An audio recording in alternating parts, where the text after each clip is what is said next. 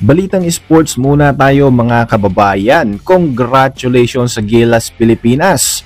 Literal na ginulat ng Pilipinas ang buong mundo sa opening game ng Olympic Qualifying Tournament para sa 2024 Olympics na gaganapin sa Paris, France. Natameme at halos maiyak ang home crowd ng bansang Latvia matapos ngang tambakan sa unang tatlong quarter ng Gilas Pilipinas ang kanilang koponan. Naganap nga ang biggest upset sa Olympic Qualifying Tournament na ito kung saan pinataob ng number 37 na koponan ng Pilipinas ang number 6 na Latvia. Marami ang minimenos na agad ang kakayanan ng Gilas Pilipinas lalo na ang ibang Pinoy, pero heto at ipinakita ng Gilas ang kanilang puso sa laro. Gilas Pilipinas versus Latvia Olympic Qualifiers. First quarter pa lamang nagpakita na ng magandang team effort ang Gilas sa pasahan ng mga bigs na sina Kai Sotto at Junmar Fajardo. Easy 2 points yan para kay Junmar.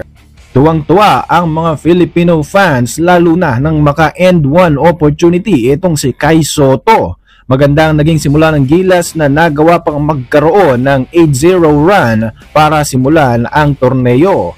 Under 8 minutes na ipasok na ng Latvia ang kanilang unang puntos sa laro na ito.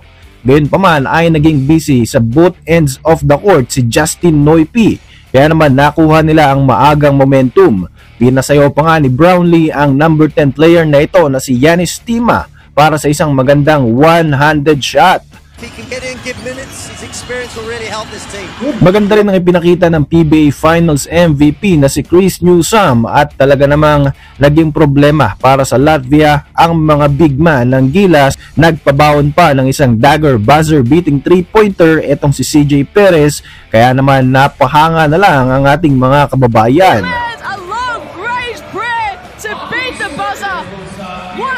2 minutes into the second quarter, muling nagpakitang Gilas si Kai Sotto sa alley-oop reverse dunk na ito.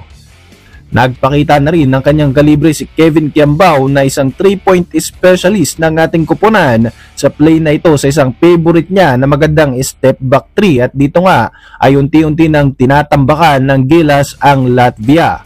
Under 4 minutes ay nakakuha ng magandang steal si Dwight Ramos at pinanood na lamang ng number 9 player ng kalaban ng slam dunk na ito ni Justin Brownlee sa magandang assist ni Papa Dwight. Napatungo na lamang at napatawag ng timeout ang coach ng kalabang koponan at tila umiinit na nga ang ulo dahil lumulobo na ang kalamangan ng Gilas Pilipinas. Naibaba pa ng Latvia ang kalamangan ng Pilipinas sa single digit matapos ang layup na ito ni Klabs Kavars sa score na 45-36 with 1 minute and 25 seconds left in the first half. Pero sumagot naman ang Gilas Pilipinas ng 11 straight points. Halftime break, napaka-komportable na nga ng kalamangan ng Gilas Pilipinas. Tambak malala ng 16 points ang Latvia. Early in the third quarter, ipinakita na naman ni Kai Sotto ang kanyang shooting range at tinirahan ito ng 3 ng harap-harapan ang Charlotte Hornets forward na si Davis Bertans. Naitaas pa nga ang kalamangan ng Pilipinas sa 26 points sa dagger 3-pointer na ito ni Dwight Ramos late in the third at nasundan pa ng isang 3 mula kay Newsome, kaya naman hindi na maipinta ang muka ng mga Latvians. Fourth and final quarter. Lumipat naman ang momentum ng laro sa Latvia at nagkalat pa ang mga players ng Gilas dahil sarami na rin ng turnovers at parang dito na pumasok ang nervyos ng ating mga pambato. Nakapukol ng 3 ang number 10 ng Latvia early in the fourth at nasundan pa ito ng turnover ni CJ Perez, kaya naman easy 2 ang nagawa ni Region Kuroc na number 00 ng Latvia. Unti-unti nang nararamdaman ng mga Pinoy players ang pressure sa ginagawang fourth quarter comeback ng Latvia. Binuksan ng kalaban sa 13-2 run ang final quarter, kaya naman bumaba na ang kalamangan ng Gilas. Crucial block naman ang ginawa ni Kai Sotto sa 3-point attempt na ito ni Yanis Tima. Good defensive effort para sa ating 7-3 center. Hindi pa rin maka-score halfway in the final quarter ang Pilipinas dahil maganda nga naging depensa ng Latvia at naibaba pa nga ng kalaban sa 10 ang lamang ng Pinas sa jumper na ito ng number 13 player na si Strelniks. Under 5 minutes, dito na pumasok ang unang field goal ng Gilas Pilipinas sa free throw line jumper ni Justin Brownlee.